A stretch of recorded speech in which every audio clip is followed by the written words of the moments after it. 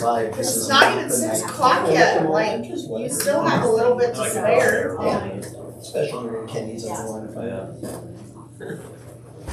I mean, we couldn't have started early, but. We're in Jackson Baptist. We're good. The 2-year-old tantrum at its finest.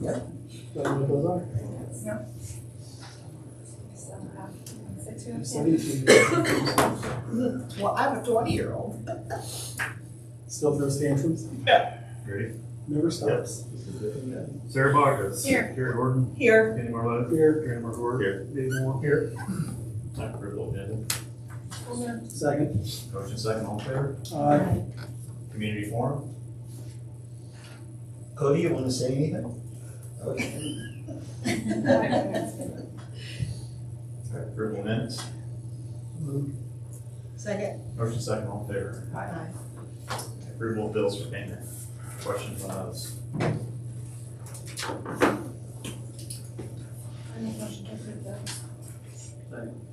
Motion second, all in favor? Aye. Alright, financial report, $4,270,121.59.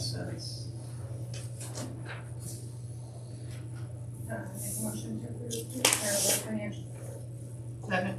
Motion second, all in favor? Aye. Shannon, you're up first.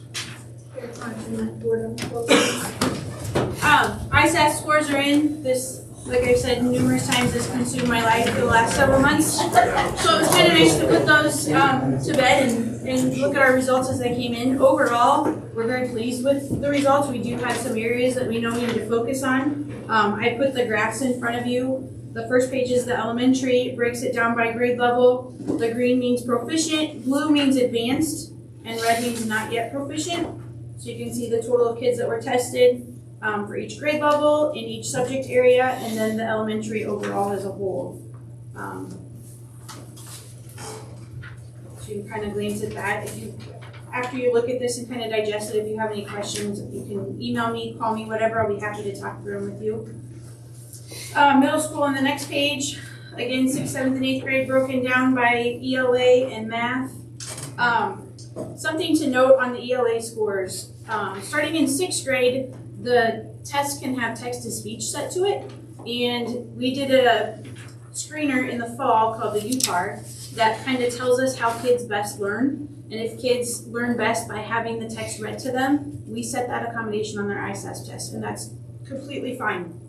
And I think that the few kids, I haven't talked to all kids that had it set for them, one, whether they used it or not, because some kids don't like to do that. I don't like to listen to audiobooks. I don't think I could do that. But my child, personal child, who doesn't read very fast but comprehends what she reads, that accommodation helps her just get through the text quicker. So it's not that they can't read the words, it just helps them access that grade level or above text faster.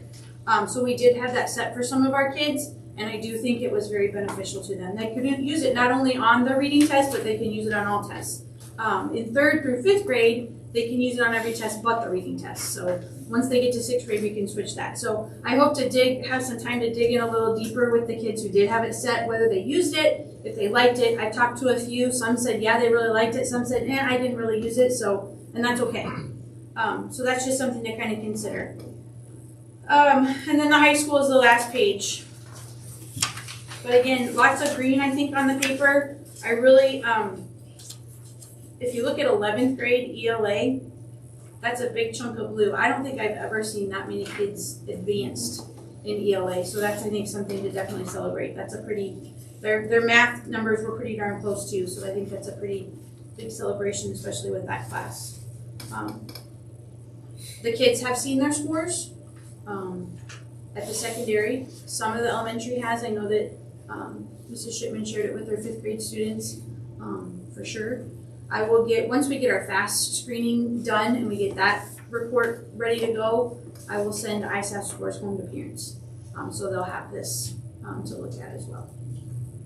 So again, as you look through this, if you have any questions, I will be happy to go through them with you. We know that we've got some areas that we need to focus on. And our plan for some of our ADA services next year will kind of focus on that with having a math consultant hopefully here during our PLC time to kind of do some crosswalks with the math. The math test is actually changing next year too, so that may help a little bit. And then science with hopefully the implementation of a more rigorous science curriculum in 3rd through 5th grade will kind of help beef up those science scores as we move across the board as well. Big question about science. And science counts on our performance profile this year, so definitely an area that we're looking at, but looking to get the open SciEd in 3rd through 5th grade. I had a conversation with the consultant today about it, so to get that in place so that we can get those science scores moving in the right direction. When you look at this glance at the science, it doesn't look good, It right? doesn't look good. But when I look at the growth that kids made, I think so 5th grade, 8th grade, and 10th grade take the science. I think in each of those grade levels, all but maybe 5 kids had positive growth. So that's good too. But yes, at first glance, it doesn't look great, but there's growth there, but I think there's definitely room for improvement as well, for sure. I'm gonna get my computer connected here to talk about our free play activity that we did a couple weeks ago.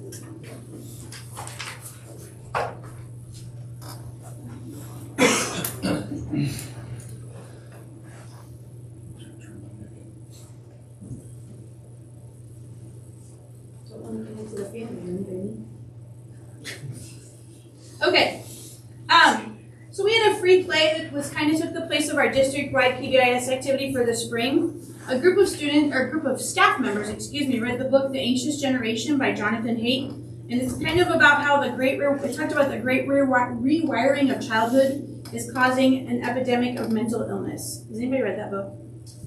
Yes. You've read this one? Okay. If anybody would like to read it, you're welcome to borrow my copy. It is phenomenal. My poor 9-year-old is going to benefit from it, although she thinks she's suffering. But like I said, a group of staff read the book throughout the school year. We did it for a teacher quality project. We had discussions about the issues that were presented in the book and kind of how they're affecting our students today in the classroom. So basically it talked about how the great rewiring of childhood, when childhood moved from a play-based childhood to a phone-based childhood, and the effects that that's having on our kids. It's causing sleep disruption. The blue light from screens interferes with that melatonin production, leading to sleep issues. It's causing a reduction in physical activity. Excessive screen time is going to cause some sedentary behavior, and it increases the obesity risk. It causes mental health concerns. Prolonged smartphone use can be linked to depression and anxiety in children and in adolescents. Social media, you think about all the effects of that on kids. It's real and it's there. The social impacts. Kids don't know how to have conflicts and then how to resolve them. So it kind of leaves users starving for that social connection because they're getting it maybe through a screen but not at a personal level. The book offered some solutions. It talked about things that the government, that parents, that tech companies, and then that schools can do to kind of help to work to reduce the causes of this.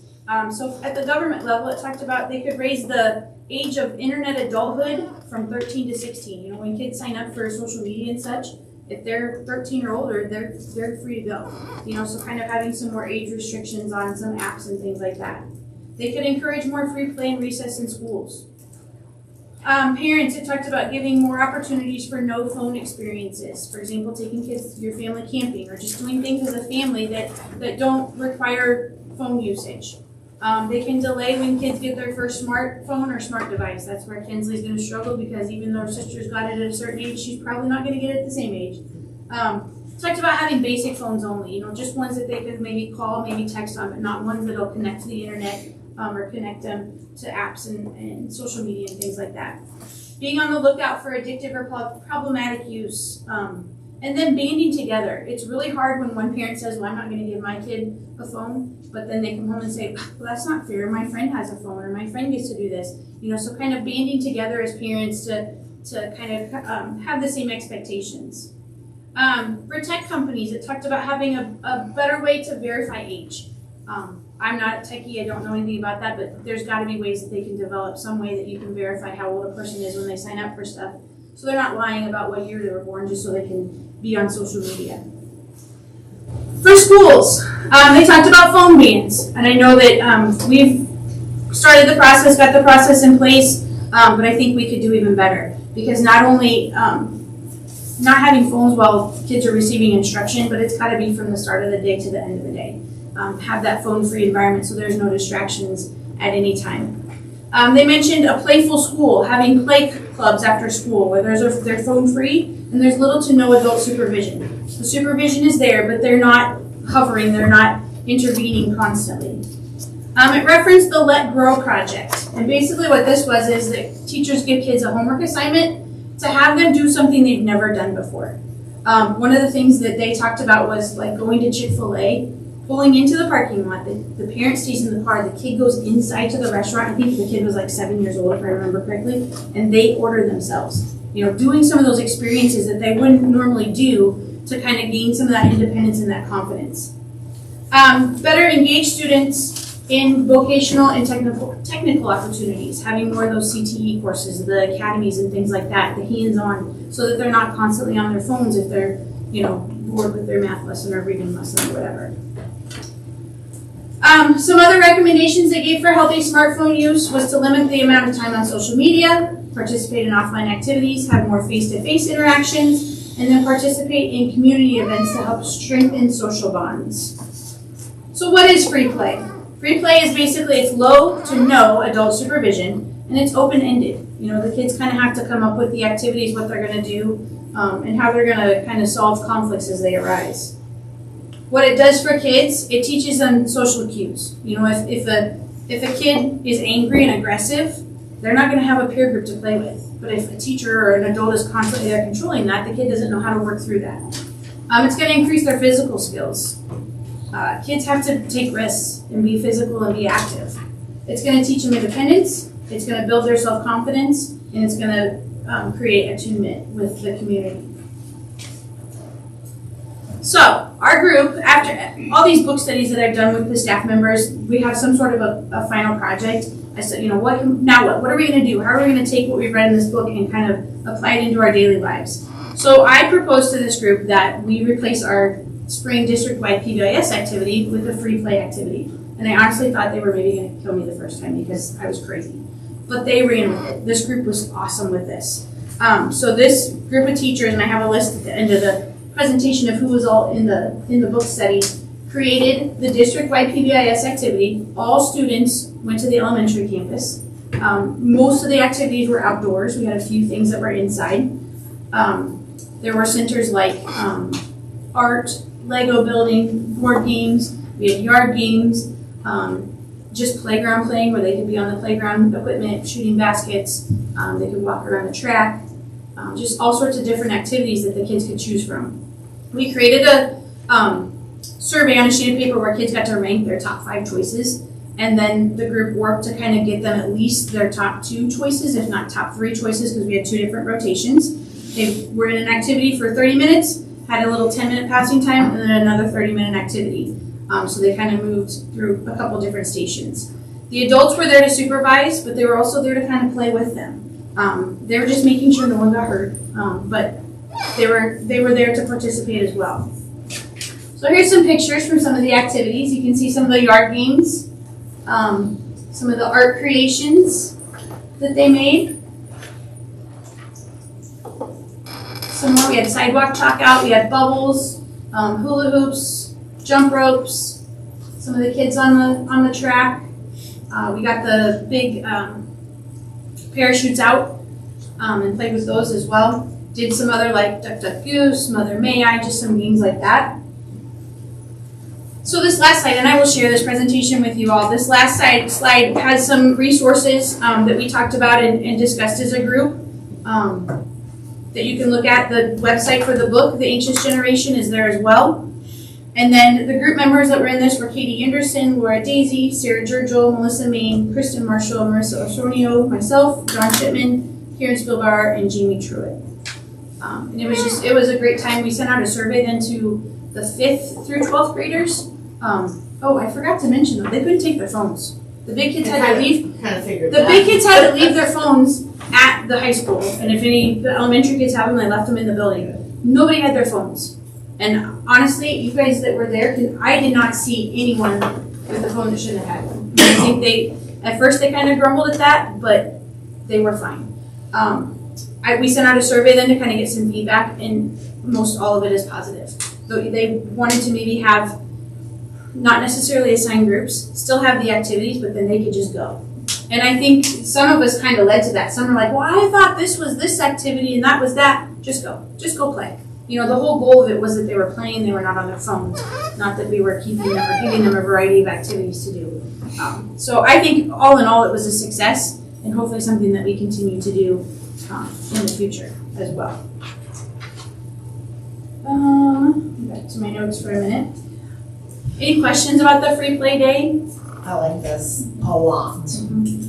I know that Mr. Johnson made a comment the other day that his supervision during junior high lunch when they're playing in the gym has changed now to just kind of let them go, making sure that they're still safe, but just kind of letting them go and blow off steam and play. I know that the teachers that were in the group, as we were reading the book, they started to kind of change their recess duty habits and their supervision and whatnot, and just kind of back off and not provide so much like you need to do this, you need to do this, whatever. Just kind of let the kids go. So I think it's having positive effects for sure.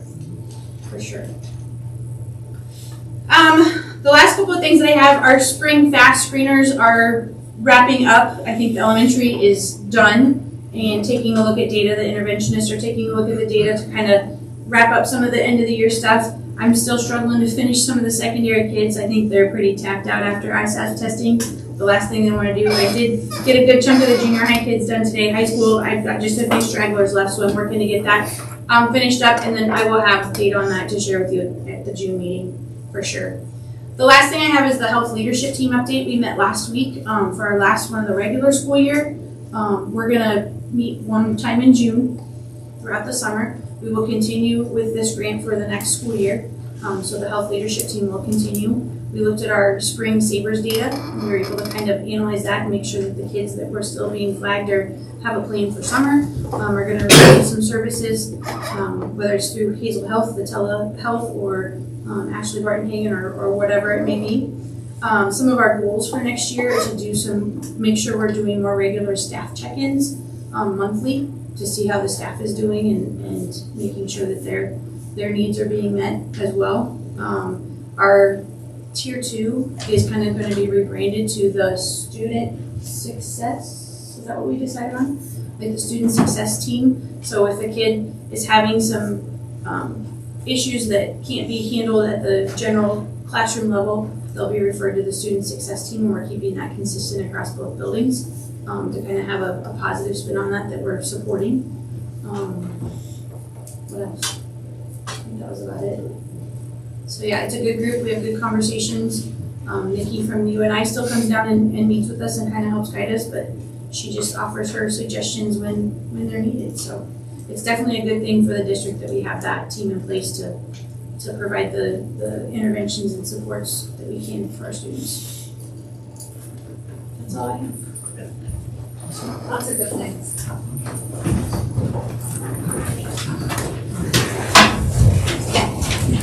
Questions? Thank you. Thank you. Good morning,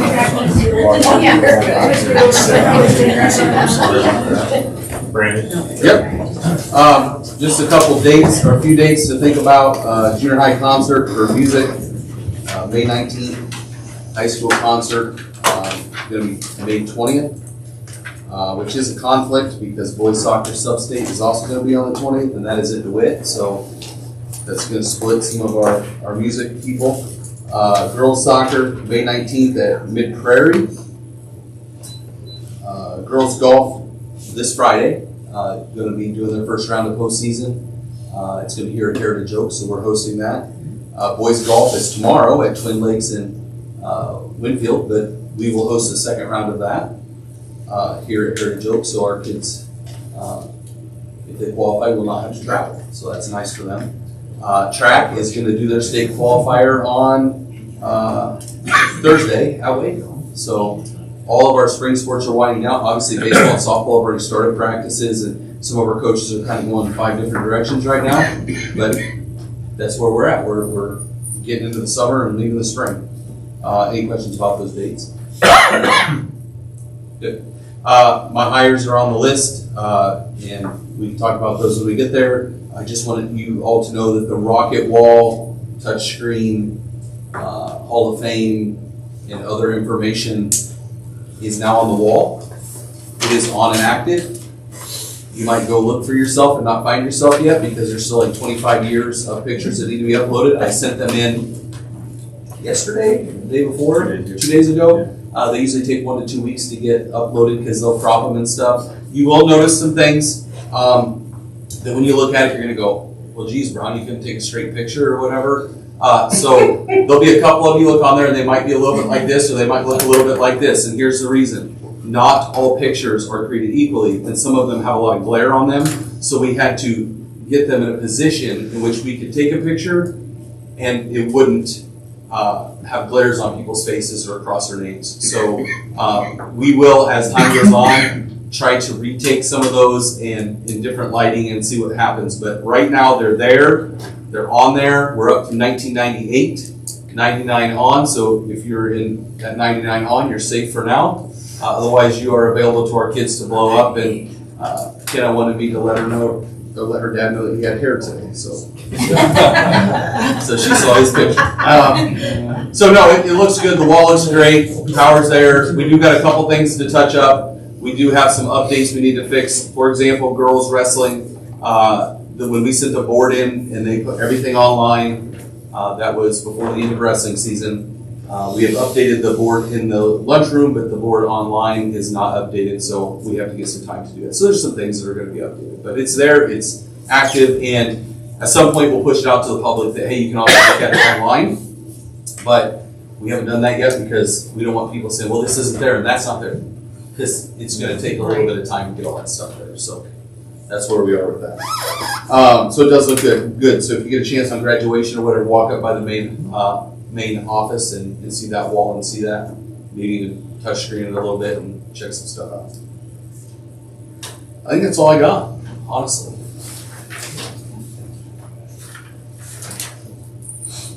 Questions from Randy? I want to say one thing, Wyatt, Marlette did get conference honorable mention the other day. Thank you.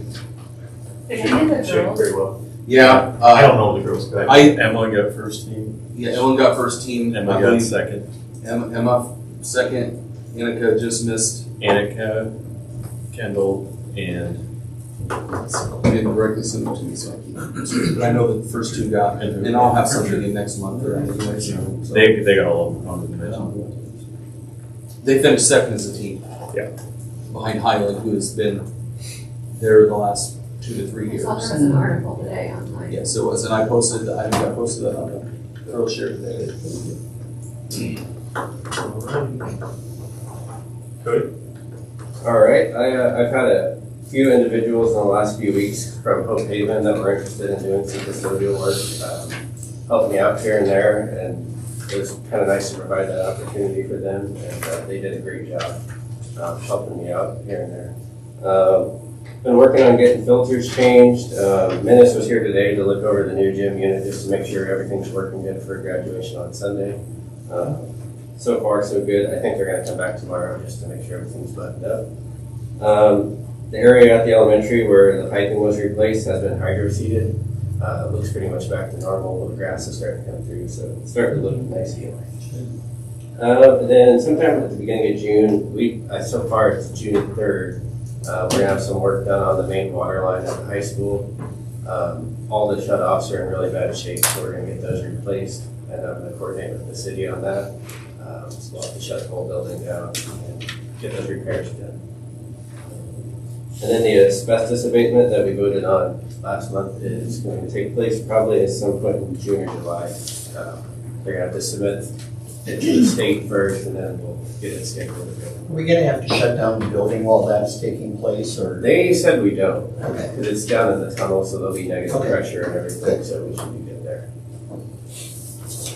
How did that whole payment thing come about? Did they seek you out or this district? His name is Quincy. He works at the school. I'm not sure where he's from, but He's from Iowa Works. yeah, he contacted me. They went through him and contacted me, and there was a few individuals, so. I'd like to see that continue, I mean, if we can, because I think that's a really good opportunity for those, One of them, not those students, but those adults. One of them has been back. She'll be coming back her third time next Wednesday, and she seems to love it. So Yeah, I I'd like to appreciate continue that. that she Great. wants to help out. We need the help, so Yeah. this time. Well, it creates more work for you to do that as well, so thanks for doing that. Yeah, she was really good though. I didn't have to hardly train her at all. She picked them up and just mopped the whole hallway. Okay. You're not going to reach out to me? No. My house?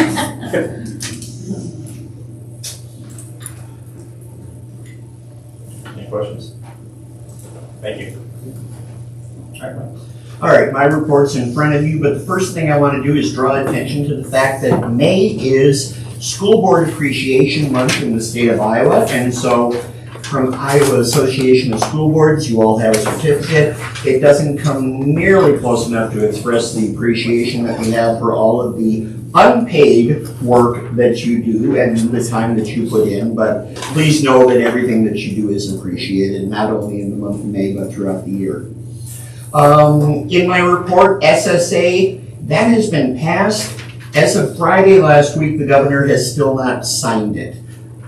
No one is anticipating that it won't be. I just think it's interesting that it's sitting there and it hasn't been signed yet. But I'm confident that it will be. Remember that gives us a 2% increase in SSA, but more importantly, in my mind, it raises operational sharing from 21 up to 25. I told Taylor that would be a huge benefit for us the last couple of years, and I'm glad to see it finally happen. Property tax 3.0. Property tax continues to be discussed over in Des Moines. And Eric, if I'm wrong on something with this, please correct me, because you're probably following it more closely than I am. The latest property tax bill has some pretty strong implications for levy amounts that schools have already passed. I believe it halves the amount of the levy. Yeah, unless you got debt against them, you get to write it out to your debt paid. Okay. So if you have a voter-approved levy at a certain amount, this bill would automatically have that amount, even though the voters approved it at the higher amount. It also has implications for districts that have large fund balances in their management fund. There are some schools who are sitting with literally millions upon millions of dollars in their management fund.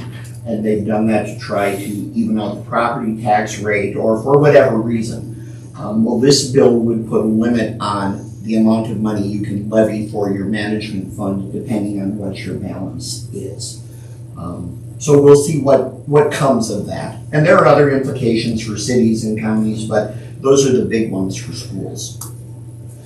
I put down years of service. These are people who have reached 5-year milestones with the district. We have people who have been here longer than 20 years, but they haven't hit the 25, 30, or 35 level. At 20 years, we've got Meonda and Tina and Karen. At 15 years, we've got Kristen. 10 years, we've got Katie, Jenna, Jamie, Andrea, Jessica, and Dolores. And at 5 years, we've got Teresa, Grace, Stephen, and Shelley Yoder. It's always fun to recognize people when they reach those milestone years with us. Graduation, once again, don't show up on the 19th, show up on the 18th in the practice gym. My schedule, Mondays and Thursdays, I'm going to continue that in the summer, going over to Morning Sun. And then on the 19th, I'm having outpatient surgery on my knee. They tell me it will not be a quote-unquote big deal, but we'll see how long it takes for this not spring chicken to bounce back. Okay? And then if you flip the page over, you'll see our student count as of this morning. We lost a couple kids. We had some kids who moved for whatever reason. So, but we still ended the year in good spot.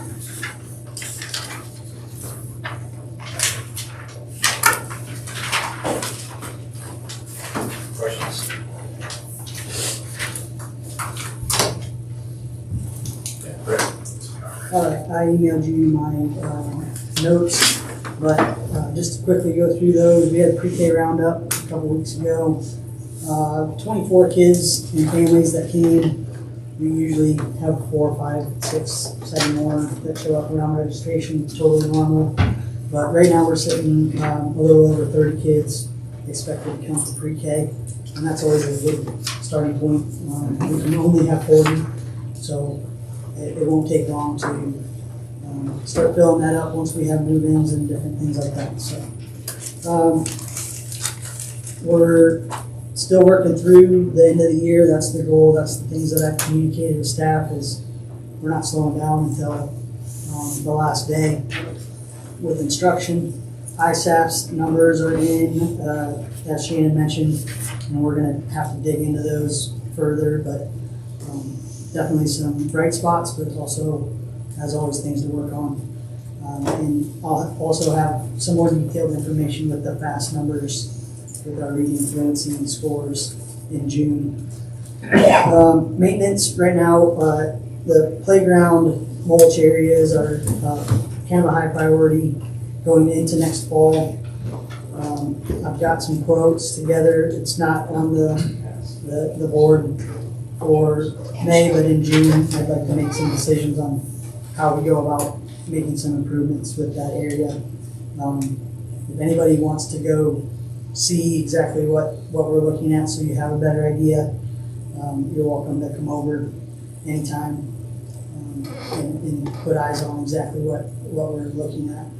I've set out some specs for things, but I think those are going to change or have changed based on the need. So any questions there, I'm happy to talk about. Character Strong. I don't have this changed on there, but in May we're talking about creativity. And we're also talking about kindness and all the other things that we worked on all year long. Those things don't go away just because we're in May, and they still are a high priority. So May is focused on creativity. Coming up this week, Thursday, it's going to be a hot one, and we'll have our PBIS Fun Day, the bounce houses, the dunk tanks, and even a special bonus appearance from the Med Force. Caitlin Hunt contacted me about them making an appearance to that, so they're going to hang around for part of the first session and into the second session to have the kids be able to explore that and ask questions, and something pretty neat that I don't think every kid gets to experience, so that would be awesome. The last thing there is the 5th grade annual track meet on May 20th, and that will be at 1:30 at the track next Tuesday. Say that again. 1:30 on Tuesday next week. I might be looking for something to do. You can spot right up front. Can go hobbling over. Any questions on anything? Thank you. Okay, first things first for me, I'd like to take an opportunity to thank Tatiana Bielek. She is going to be leaving us, moving on to a college position. I just want to thank her for the time that I got to work with her this school year. It's been enjoyable, and I wish her nothing but the best. But sometimes you look at other opportunities and they strike yourself. So good luck to her. I just wanted to thank her for everything she did for Wapello. April 30th, we had our annual hometown day. We were very lucky. The weather did hold off. We had a great day. Mr. Brown and I had a group of fine young men to work with us, and we did the pickup part of the thing. We made many trips to the dump and whatnot. That it worked out well. It was. I can see it was one of those things I had to see it in action first before I can say like, okay, maybe we could try this next year. So, but all in all, we had a great time, and the kids did a great job. On May 2nd, we hosted some students from Morning Sun. In the afternoon, we have 5 students that joined our current 6th grade students and went to classes with them in preparation for next fall. And then we were able to meet with them afterwards. Miss Akins and myself, and kind of gave them some Wapello goodie bags and whatnot. So all in all, good afternoon for the kids, and it was good to meet them. Mr. Brown had touched base about the touchscreen. It's very exciting. A lot of hard work went into that. Brett Schaefer was able to bring in a crew to kind of smooth the wall out, and then Dylan put the wrap on it. Mr. Cody and Mark kind of put the bracket up and hung the TV. That was a task. It's a big TV. And then we had Mazur's come in and put the power in, and Mr. Brown did a lot of legwork with his student helpers and taking pictures and whatnot. So it's one of those things that's going to keep evolving for us. So it's really cool, and the kids are excited about it. So Tomorrow is our baccalaureate at 6 p.m. in the auditorium, and then followed right by the senior awards at 7. And they're obviously both in the auditorium, so come join us for that. Graduation will be May 18th at 2 in our beautifully air-conditioned gym, so that'll be enjoyable as well. So looking forward to that. On the 23rd, I'll be taking the 8th graders, 8th grade class at Adventureland for a field trip. Just kind of a nice way to celebrate them officially becoming high school students. So we're going to have some fun on that day and look forward to that. And I also would like to say congratulations to 3 of our students that qualified at Fargo for a national wrestling tourney. Grayson Nagel, Claire Ball, and Kennedy Hilscher, which that's always a feat. I don't know if anyone's familiar with in the wrestling world, but that's a big deal. So it's really cool that our Wapello kids are representing real well. So that's all I got. Questions, comments? Taking some chaperones with you to Adventureland? Yeah, I am. Yeah. Nope, just me and the kids. Making it yourself. I didn't know. Absolutely not. No, I'm not, because I've done this before. So. Get the scratchy throat. Yeah. Yeah, we just talked about free play, we're just gonna let them go. Just get it in. Yeah. All right, thank you. All right, personnel, yes, hires, due to conflict, to do 1 through 8 and then 10 through 24, Yep. and then come back to 9. You guys agree with that? I have one question. Tony Hammer's on here for junior high softball. I thought Brett Schaefer was a junior high He is. softball coach. We usually have 2. Okay, Yeah, there's still an open position that I have. okay. It's been open for quite some time. Gotcha. I was just confused. I'll make a motion to hire 1 through 8 and 2 through 24. I'll second. Motion second, all in favor? Uh, All right, then, 9. Make a motion to hire like board assistant, what is that? Second. Motion second, abstaining, all in favor? Aye. Okay, resignations, Tracy Nelson and Tatiana Doe. And both of their letters are included in that. I make a motion to approve the resignations as listed. Second. Okay, all in favor? Aye. Was that vote, sorry? Yeah. The only thing I want to add with Tatiana's is I talked to Mike a little bit about this. I think when we hire somebody else, I know that there's Irv's crew is coming in and we're changing some stuff at the rodeo, but I think we need to be very transparent with the person coming in. It's still very much we want the school and the kids to be involved, even though I know it's overwhelming for people, but it's still very important. I'm thankful for Irv's crew to step in and want to keep it going, but we, like I spoke with Mike last week, we are well known for the rodeo, and I don't want to lose that piece of the school that's tied to that. So I know that it's been a topic of conversation, that it's a lot we're asking of a person, so on and so forth, but I think our expectation needs to be that it's important. That's just my 2 cents. All right, 10, new business consideration approve creation of assistant girls wrestling coach position. I know there's 3 people in here that want to talk about that too, so I'll kind of open up the floor to whoever wants to talk about that for a few minutes.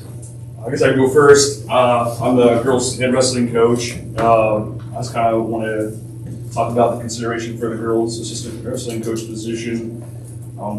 Girls wrestling has been growing. We went from 3 girls to 12 girls this year. So with that being said, I don't know if you guys follow wrestling or have ever been to a tournament on the weekend or whatever. This is kind of how it is. So there's 14 weight classes. Some of those girls will wrestle at the bottom of their brackets, which we don't get to choose, and then some will wrestle at the beginning. So sometimes there's 4 mats going. Sometimes those girls are going at the same exact time. So there's one coach which is me, to try to coach these girls on multiple mats. Sometimes that there even is multiple gyms. So there's girls in other gyms on the wrestling mats. Two of the other ones on the other side. So it's tough for me to be able to be in the corner for two girls at one time. So that's one of the reasonings that I believe that a girls' assistant wrestling coach position should be considered for hire. Another thing is Craig Carlson. He stepped up, volunteered this year, did a tremendous job helping me out. I feel like he's a good coach. He's been one of the better ones that I've had as an assistant. And I feel like just keeping some good coaches on the staff, they need to be kind of paid, for their assistants, It's a big unless they're going to move on It's to a big some. commitment. Yes, or they're going to move on to other coaching positions or other schools. So that's just my 2 cents about the girls wrestling position. Yeah, I mean, it is a big commitment, and I don't know, I feel like to grow a program, I mean, it takes a lot of time and effort. It's a 7-day-a-week job. I mean, it just doesn't stop at the door. It's like, I mean, I'm not taking away from any other sports, but wrestling's kind of unique in its own way. And there might be times where there's 2 different gyms, and you can't make it to both of them, and you got to have that second coach. And Craig's made some sacrifices with trying to figure out scheduling for work, trying to figure out scheduling for family things, to be the assistant. I mean, he's there all the time. He's helping. He commits a ton of effort and time into the program, not just the girls. I mean, and the boys too. And I mean, Mondays and Wednesdays we're there trying to help little kids too. So I mean, I feel like it's important to have that not only for the paycheck, but it's a purpose. I mean, to keep good people within your program or in your school, it's not only what you have for them, but to make them feel like they are a part of it, and not just there. So that's my 2 cents on that. As far as me as a parent of a student athlete, it was kind of neat what the girls did this year, but also, like Cody said, there was times where there was JV varsity, and they were split up, and there was a chance that one could not have made it to the corner. And Craig sacrificed a lot of time, a lot of effort from his own family. He'd be a good candidate for that, and it's neat to see it grow. And I just want to voice that he put a lot into it, and sure helped Cody out. Cody, do you think you'll want to, if we agree to this, with having 12 girls and the logistics that goes along with wrestling, like a volunteer assistant too? Like, how did you, So I've always been open to a volunteer, coaches if they want to help out, because again, there's probably times where maybe 2 coaches. Well, it happens. In that aspect. Yeah, it I happens, just think of like Kennedy and Clara where, there were lots of times where they're like really close together. Yeah, so, if having at least 2, we can maybe manage that. I think it'd be over the respect to the girls to have the coach in their corner to help them make those decisions. Because they're all focused on wrestling. They gotta have. They should be. They gotta have a coach in their corner to make that decision. If there's not a coach there, then maybe that could just be the factor in a win or a loss. So if I'm open to having other volunteers, coaches on board if they wish to come on. But yeah, I just feel like, at least having 2 that will give you that foundation that, we can at least have 2 that are going to be dedicated and paid, that will be there for everything, have a time community that will be there, and we'll at least have someone else other than me in your corner, on the weekends. Yeah. Because the girls are all, I mean, it was awesome. We had our first rule for girls. Hopefully we get more to do that, but the girls are all tournaments, and they are different gyms. They were split up. So, I mean, I think he was glad to have some help. And there was a time that, just this year, we kind of changed a few things up.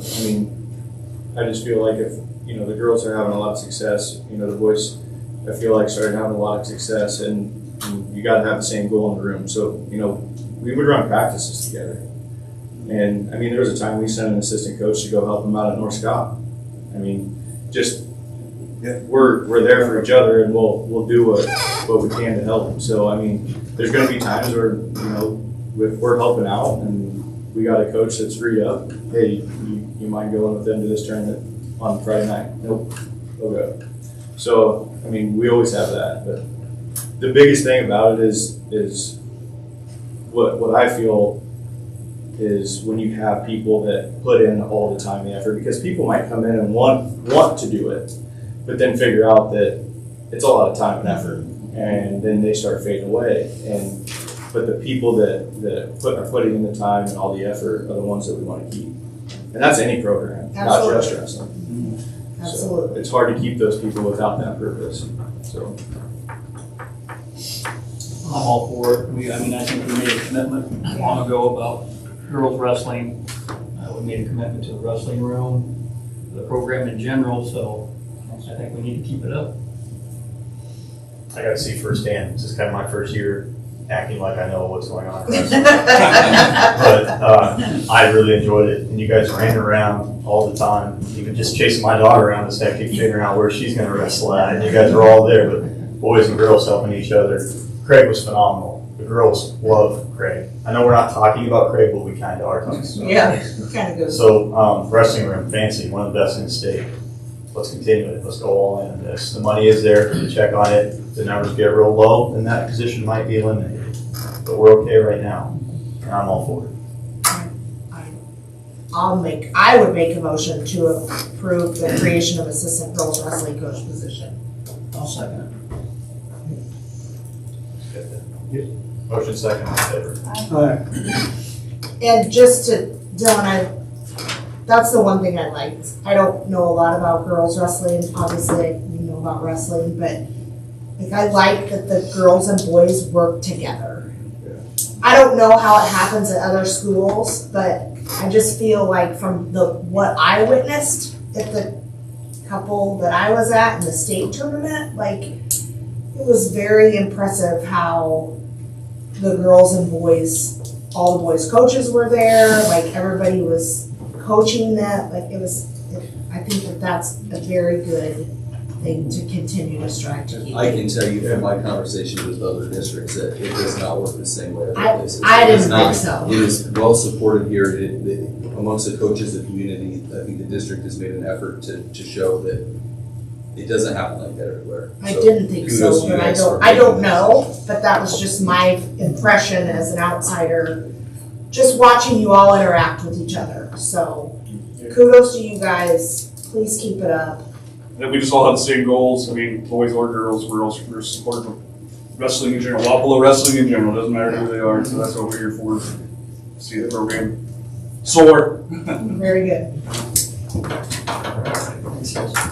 Second, B, consideration approve morning strength and conditioning position. I'll just speak a little bit about it. I think this is my third full year as AD. I think probably I've gotten this question the most is what can we do in the mornings for lifting? What can we do for our junior high kids? What can we do to motivate our high school kids to get in the mornings and get a little extra in? Yes, they have strength and conditioning class. We have a large number of kids who want more than that, and they have for years. So, we tried to pay that position with COVID money for some time. Obviously, the COVID money's gone. My feeling is after seeing, I was in the weight room a lot this last summer, trying to make sure kids could get in the weight room, and we had some volunteers that did that. But I think it's time for us as a district to commit to somebody to pay the morning lifting stuff. And I think, Hunter's been in there doing that since end of February. Yeah, and what's our total? If we took junior high and high school together, I think we started in the numbers of 50s coming in the mornings. Yep. And that number really has not dwindled. Even with I thought it would with the spring seasons coming and kids are going to dwindle off and maybe we'll be back down to 15 or 20 kids. That hasn't happened. I think it's time for us to make a commitment to that and to recognize how important that is. You show me too many things around here where we motivate 50 or 60 kids to do anything. And they're in the weight room getting strong in the morning. And that's going to benefit every athletic program we have. It's not just for football. It's not just for basketball. It's everybody. And I think it's time for us to make a commitment to that. So that's why I've asked you, if the money's there, commit to it. If the money's not there, I mean, I understand, I get it, but I think this has been a long time commitment we should have made. And that's kind of where I stand on it. So, I mean, I'll answer any questions as best I can. Hunter's here, obviously, he can speak more about the numbers and the kids and, ask him any questions you'd like.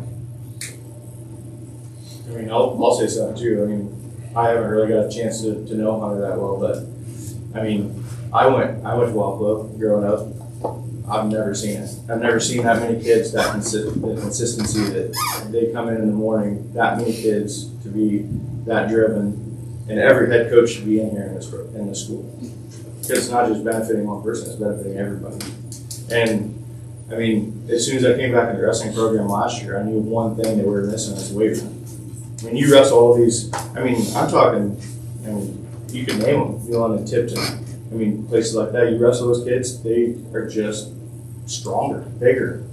And it's stuff like that you got a couple guys that come in at 6 o'clock in the morning to get high school kids out of bed at 6 o'clock in the morning and come in, 50 of them, it's not easy to do.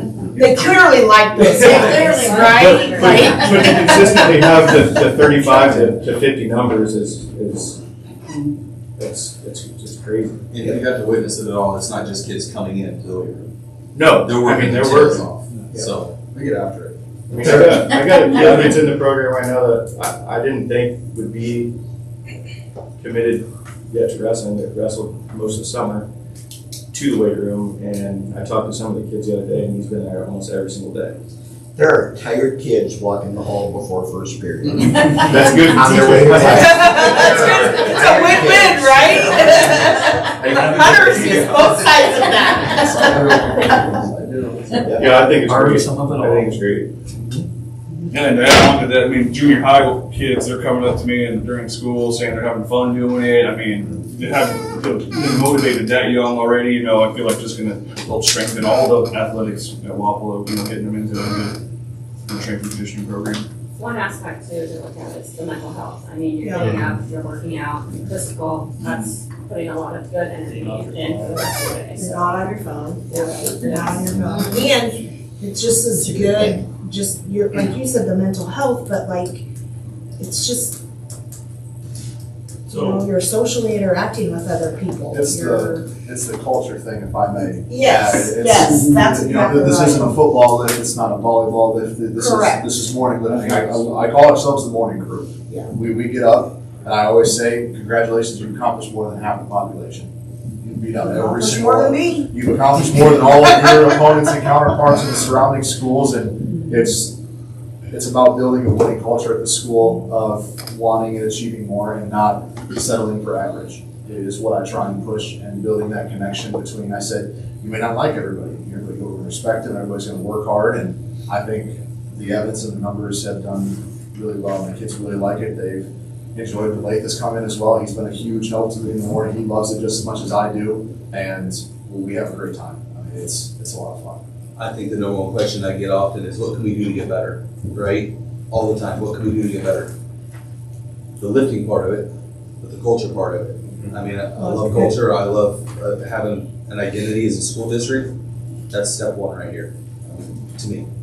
That's where I would say our number one building block starts at that morning building, or that morning lifting and culture building. I mean, we got a great guy to do that. So what would our pay structure look like? That's what I was gonna ask too. I know in the past we've done first year coach, we've done second, I guess that question's for you. Yeah, Brandon and I have talked about this, I don't know, you put them on the assistant scale? Yeah, that's what we originally discussed, was an assistant contract, and so it'd be the same pay structure as an assistant coach. So what kind of, I'm sorry, go ahead. You wanna go first? My next question is I know we have a strength and conditioning teacher. Yes. Because that's replaced PE, right? Correct. Is that correct? Largely. So, I'm not against keeping it going the way we're going, because I think that that's 100% right. But is there any way to incorporate this strength and conditioning position into being involved in that as well. So that when he's teaching them strength and conditioning in their class. He's building on what's going on. Yes.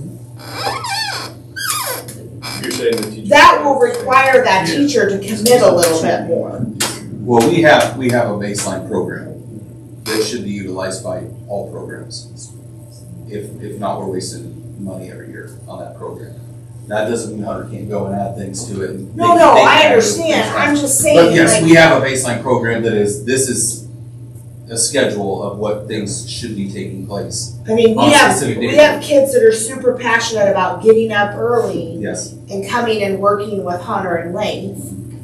And then we're gonna send them to strength and conditioning later on in the day. And like I'm a fan of PE, I'm not gonna lie. Like, I think PE in the school system is good for the kids, because not everybody's strength and conditioning. So that's where I'm going with this, is like it can, like, I feel like we pay a strength and conditioning person, we're creating a strength and conditioning program, quote unquote, like, how do we marry those two together? I was on the opposite, I'm kind of on the opposite of that. I was thinking about keeping them separate, because you're looking at the strength and conditioning class, teacher salary. What can we do with strength and conditioning that's a lifting program that's separate from that, money-wise, something that's more to do with health? Okay. And, is there, something we can apply for? Is there something that we can do there that could fill that gap or the void as far as funds? we've always had Because it is a health. people who, even no matter what program we had or what, that would go uptown to get extra lifting in the morning. Right. I mean, we've right. always had that. So they didn't do that and not do their strength and conditioning. They did other stuff, like other body movements, other lifting, other workouts, so that they didn't get 45 minutes, they got an hour and 45 minutes or an hour and 30 minutes. I would like to know, like, I wonder if the strength and conditioning teacher has seen more interaction with the kids during that strength and conditioning class. Hunter, you had something you wanted to The add? one thing that you were talking about collaboration wise Yeah. that I've worked before is like when I originally started to etch this thing out, how it was gonna work, is I actually went down and sat and talked to them and said, hey, what are you doing on these days? So that way I can kind of work around it and build in the days that work. So that way you're training maximally, you're not, deep training or, law of accommodation, all that stuff.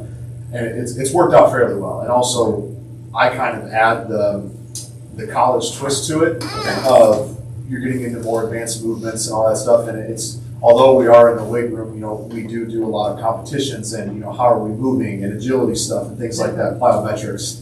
So that's how I try and incorporate when I kind of do my own little programming and stuff to work around that schedule and whatnot. Because we go Monday, Wednesday, Friday, so that way the days don't overlap too much. Okay. If that makes sense. So I kind of Does, look at I it a little just- bit, yeah. Yeah, I mean, being in the school, I mean, the strength and conditioning coach, he sometimes does give them like a free day or a play day too in there when they are doing like double lift days or whatever it is. So I have noticed that, not to speak No, I. for Nielsen or the teacher or whatever, but I had to do some play days in there, like But it's nice to hear those dodgeball or conversations are happening. I yeah. mean, They need you. they do need to. How do other schools do it with their early birds to get a credit? So like if we have these kids that go in, let's just say Wyatt, for example, goes in. Okay, so I give you a couple scenarios. One, most of those teachers come in the morning, they leave early, so they're not there till 3:45. Muscatine's a great example. But then that would They have allow them double to take early bird. another elective during the year or during the school day that. They could, he couldn't teach it. Yeah. You have to think about it, they have to be an accredited PE teacher. So if we're talking about on top of it being strength and conditioning, but having somebody in there that look at it, he lifts weights a lot, right? Now, he knows what he's doing. He's doing a great job with kids. Yeah. If we know that is somebody we want in there, then it has to be somebody else that we're doing that.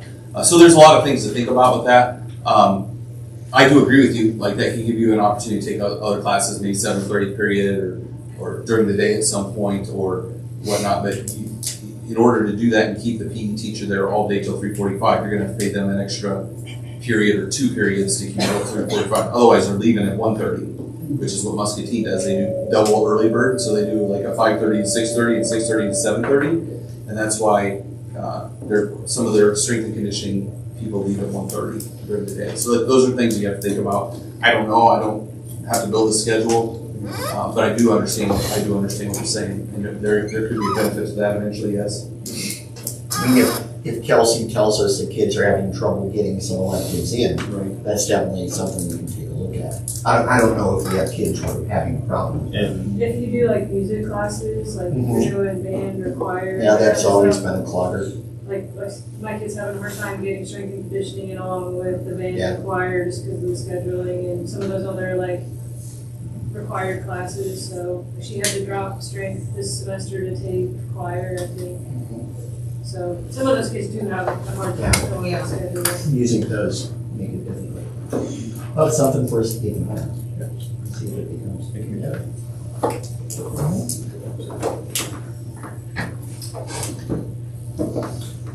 Answer your question, if we put them on the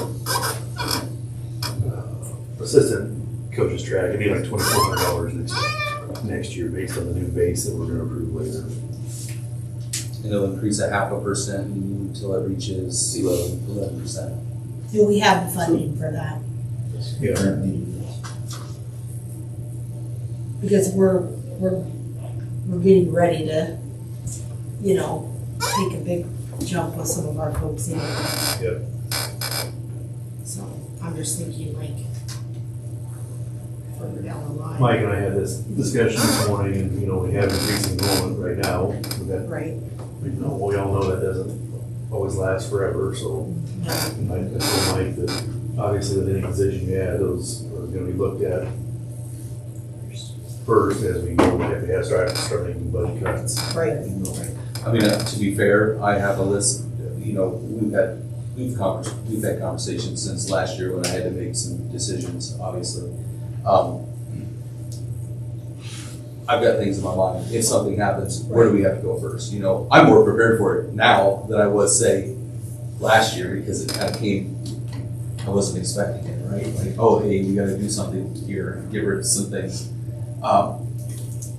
And he's right, that, we always have to look at what was created, but we also have to look at the grand scheme of things. Is there somewhere we can take away that doesn't affect our kids Well, or our program? and some of this, and Brandon's a coach, Kenny's a coach, I live with a coach, and like as Dylan said, it's not just Wapello wrestling or Wapello football or Wapello baseball. Like, if we can keep all these kids that interested that early in the morning, maybe some of these kids go out for other things. Maybe some of these kids that their friends are doing it, so they're gonna do it, so maybe they're gonna go out for a sport. Like, our numbers are not great in sports.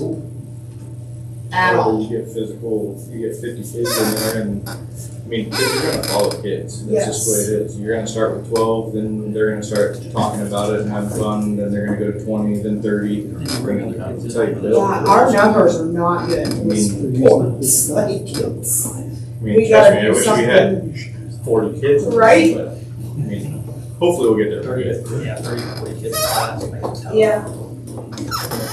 But it's a very, very, very, very good thing, and something that we've been missing for a long time. I agree. I think It's not a chore to get my kids out of bed and go lifting. Gosh, where were you He's up like before 10 years ago? Cody's up before I am to go to lifting. Wyatt gets up on his own. I think we can say the same things that we were saying about the wrestling coach, that like, Hunter's making a commitment, we want this to continue. Yeah. If we have the ability to pay him, I think we need to pay him. Now, will this spill over to the summer? Is this just a school year contract, or is this going to be something like different? like you just said, we had that conversation too about the lift and stuff, because I was telling people like they got 50 kids in there, it's crazy, and that's good consistency. But I always tell the wrestlers, like, when you go in, you're going to get out of it what you put into it. Right. Like, if you're going to go into the weight room by yourself or with a buddy, are you going to get the same amount if there's 50 kids in there and you're competing? You're not. I mean, that's just the truth. You're not going to do that. And the skill and stuff from college and the calisthenics and flexibility stuff that they do, You're not gonna find that in just a normal basic lifting program. Summer lifting. Is Yes, this so gonna be a part we of summer discussed lifting? it, Dead Week, or Family Week as they call it, which is usually the last week of July or the first week of August, will be the end of it until School starts. September. But then you're committed to the entire school year up until that week The in one July. thing that I had said during the fall, with football season on, there's a lot of kids in sports, is I would probably try and tailor it back just a little bit to accommodate for almost everybody being in season of sports. I mean, there's a vast, I'd probably say 60% of our student body will be in season during the fall. Correct. Some sort of, so tailoring it back a little bit then is, that January, February, we're in our winter bulk phase, as I like to say, then we ramp it back up. And it kind of just adjusts like that, is how I had it. I talked to Brandon about that a little bit, so. And I've already gotten committed for this summer. Well, I'm just Honestly, thinking I'm of, real hard. like, the kids are gung ho and they Yes. like them, and like, if the kids can stay interested, like, we obviously want to make sure Yep. Hunter's gonna continue to go right into the months when kids aren't coming to school, but they're still coming in to live. I make a motion to approve the creation strength and conditioning. Second. Second, all in favor? Aye. Opposed? Thank you all. Thank you. Consideration for list of fundraisers. The two middle school, high school PEIS doing their parking lot spaces, and they do a plant sale, coffee sale at Union. Well, I'll make a motion to approve the list of proposed fundraisers. Motion second, all in favor? Consideration for board policies. All right, you have 4 of them as part of your regular rotation. The language is all up to date according to IASB, so I would ask you to approve them. Make a motion to approve the board policies, 201, 204, 204. Second. Motion second, all in favor? Aye. Consideration for second reading of proposed policy, student use personal electronic devices. All right, this is in the exact form you saw it last month. It is based on the legislation that was signed into law limiting student use of personal electronic devices. This is what IASB recommends. It meets the letter of the law. If you approve it for this second reading, I'll put it in the policy book and it becomes official. Make a motion to approve 503.9. Motion second, all in favor? Aye. Consideration for potential 2025 graduates. All right, we have a list of seniors who would really like to graduate on Sunday. The list is included in there. I think it's safe to say there might be 1 or 2 who are still finishing up some requirements. So I'd ask you to approve it contingent upon them meeting all of the requirements for graduation. I was trying to take bribes on golf. I'll make a motion to approve the potential 2025 graduates contingent that everybody gets all of their credits taken care of. Or how We they got 3 wanna days say it. left. Yeah, they better get it going. 2 days. Motion second, all in favor? Aye. How many is in this class? How many graduates? Well, it's only 1 computer paper, so. Yeah. Not much. Not much. All right, consideration for negotiated agreement with Wapello Education Association. All right, we completed negotiations. Thanks to Brandon and Kenny for serving on the negotiations team for the board. We've included the tentative agreement. Both parties agreed to normal step and lane movement on the salary schedule. We agreed to add $516 to the base wage. We reduced the number of teacher contract days from 184 to 182. That means that we will take 2 of those professional development days off of the beginning of the year, so we won't have 7 PD days before we get kids.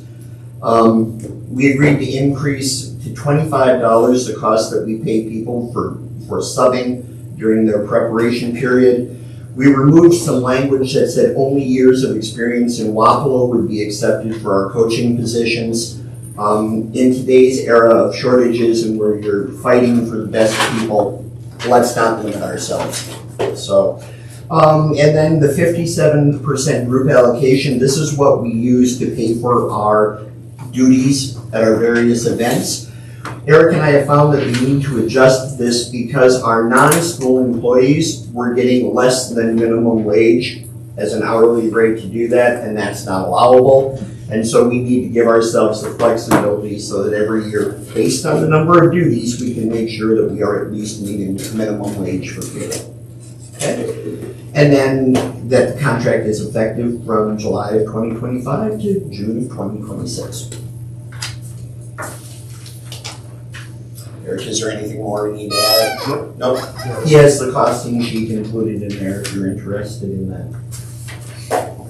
I make a motion to approve the negotiated agreement with WEA. Second. Motion second, all in favor? Aye. Opposed? Consideration approved the increase was not covered under master contract. All right, Eric has included the cost information for our employees who are not subject to the terms of the master agreement. Past practice has always been that the percentage that has been applied to certified staff is also applied to other staff. So Eric has included that information for you. Eric, is there anything more you need to add about that? Okay.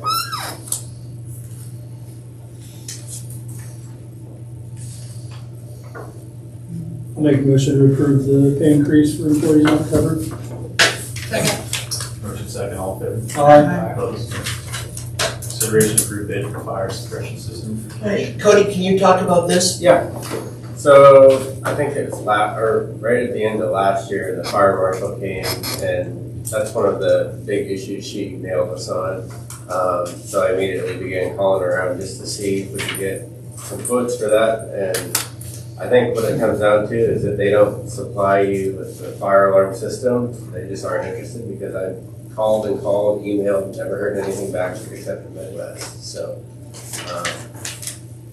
that's kind of where we stand, and I think that's just the route we need to go because it's going to tie directly into the fire alarm system that we have. It's the same company.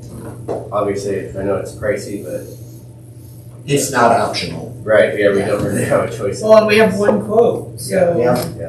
Exactly. I think you might be on the right about that, how they help you. Yeah. They don't want to step on each other's toes, and they're gonna be together on that. Do we have any grant money left for safety? Does this qualify? Any funds left at all? Be worth an ask. Or it is tied to safety. Yeah, I would Probably say a we good can try. possibility. It's tied in the same The worst they system. can do When you is said say that, no. they kind of, maybe it will qualify. I'd hate to not ask them to Yeah. find out They that we always say could. no. The fact that it's tied into our current system that they installed Yeah, might be a help. it's a safety mechanism. Did they say how quickly they could do it if we give them approval? I think, because I initially got a quote from them last summer and I had them redo it. I think they said like a week or so to get them, to get everything. So they do it this summer. Should be, that's my plan. Basically get on their schedule, and it wouldn't take long. We'll have to coordinate with Amanda. and Yes, something I like talked that. with Amanda. I think we're gonna wait until after their summer lunch program ends and then we'll go from there. All right. I'll make a motion to approve the bid for the fire suppression system for the kitchen. I'll second. Motion second, all in favor? Aye. Consideration approved audit. All right, Eric, you want to talk about Yeah. auditors? I sent out the RFP to 3 different audit firms. Our current one, North Foreman Johnson, Kay Chapman, who has done audits for us in the past, and a newer firm out of Ottumwa, Alex Barr. He's broke off of school finance, went back to being a CPA, and is doing school audits now. It was kind of apples and oranges because now we've got firms doing only virtual audits, we got some that are doing on-site audits, we got, you get to choose. The prices were anywhere from $13,000 to $18,000 a year, depending on, the scope of the work. When I sat down and scored them, I believe North Foreman Johnson is our best choice because we have flexibility on virtual versus in-person audits.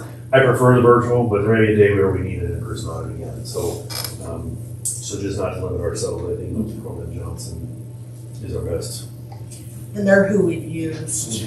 Yeah, we've had them for close to 20 years now. We've probably had them 18, probably had them about 6 cycles, so. But we get different people. Yeah, doing they that stuff. rotate Yeah, the but team it's- through every Yeah. 3 years, you get a different team, so. While they're running behind, I think they are getting better as far as getting their audits done, and I hope, this next year would make a little more progress, but easy to work with, they answer my questions when they need them to, and I don't have any reason not to continue that agreement for another 3 years. I'll make a motion to approve the audit for Milton, Corman, and Johnson for the 3-year term. 25, 26, 27. Motion second, all in favor? Aye. Consideration for rodeo video board, 3-year contract. Are there some changes to the video board or some enhancements, Val? What can you tell us about it? Same video board. I have the last 3-year contract we had, and we ended with $7,500 for 2024. And this year, they've kept that the same, stepping up in 2026 and 2027. Personally, these people are great to work with. They know rodeo. They have rodeo down in their hometown, so I met him through the PRCA. So we had a video board company prior to them, and they did not have rodeo knowledge. In fact, the very first year they came, and like, we've never been to a rodeo. And then we found the Petties, and they're great. They're phenomenal. So, can't say enough good things about them. So, and I liked how he kept his price the same from last year to this year too. So. Make a motion to approve the 3-year contract. Second. Motion second, all in favor? Aye. Items for next meeting. If you have anything that you want to make sure we include on the June agenda, you can let me know now, or if you think of them later, don't hesitate.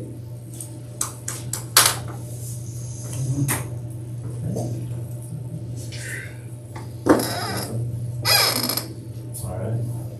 Set date time for next meeting. Alright, June 11th is the second Wednesday. If that works for everybody, I would ask that we push the start time to 7 o'clock. I need to attend the Morning Sun City Council meeting, and they meet at 6 o'clock that night. So if we could start at 7, that would be awesome. Can we do, we gotta go usually. Okay. Do we have, Then we is can there do a high different school? day. No, there's no high school. Nothing? But there's youth link. Yeah, I gotta go. Okay. 7:30 home now then. Is Just it looking the at that. 18th? Had nothing on the 18th. Can we do it at 5? Or 4:30? Can we do it, yeah, can we do it early? Can we do it early at 18th, they have 11? baseball calendar. Yes, morning So on this says morning. on the 18th. On the 18th, yeah. Is there any reason we couldn't go like earlier in the day if you guys had If people can make it. enough notice? If I have enough notice, I can, that's kind of not a great week for me, but. I mean, what's up? What, like 4:30 on the 11th, or did you say? I would just need to be in Morning Sun at 6. 7 a.m. Mike makes breakfast. I'm here. Go lift The Okay. early mornings would work better for me than the middle of the days, to be completely honest, but We could have a breakfast meeting. Mike's game. Those of you who know me, that doesn't faze me, It okay? doesn't faze me either. Yeah, I don't, like, that week's just not a great, I mean, We've got 3 baseball games that week Yeah. with youth league that week. Can we adjust the week? Can we go? The next week we got 4 baseball games. We can do it early. I mean, if you want to do a morning one before everyone want to do one in the morning, I'm game for that one. No matter, or 4:30 works. Either or. Are we looking at the 18th, you said? 11th. I mean, 11th. keep it On the 11th. The 18th doesn't work. The 11th, I mean, there's nothing other than. If my memory serves me, there's not a lot of people who come here in June for our meetings. It'll probably be relatively smooth, I would assume, unless something major happens. Now and then. 8 o'clock. Knock on whatever wood is under Tends to this be plastic. fairly quick. 8 o'clock on the 11th. I'm What time do you have? I usually go to work around 7, so 5? AM? That's what time my alarm goes off, Kenny. We probably need to be somewhat accommodating to the public, I would imagine. Can I potentially bring my baby? Of course. No, I'll play the baby. There's There's your built-in babysitter. Something like 9 a.m. work, 8:30. 8 or 8:30. I don't wanna get too late in the morning. I don't, I'm thinking more like 7:30 or 8 o'clock at the latest. 8 o'clock. 8. I can do it 8 o'clock. 8 a.m. June 11th. Eric, leave it on. Be up there. Brian. I'll be just fine. Want some- Just get the time to go in, just kick it out, and come over here and do that. If I just come here, they won't leave. Send me a reminder. I'll find a way. I'll go over there. I make a motion Don't you stay around for here. meeting Wednesday, June 11th at 8. Second, all in favor? Aye. Adjournment. I'll get your Motion to preferences adjourn. and pay closer to that time. Jackson. Second. All in favor? All right. Brian's not on. Brian's not there. Okay.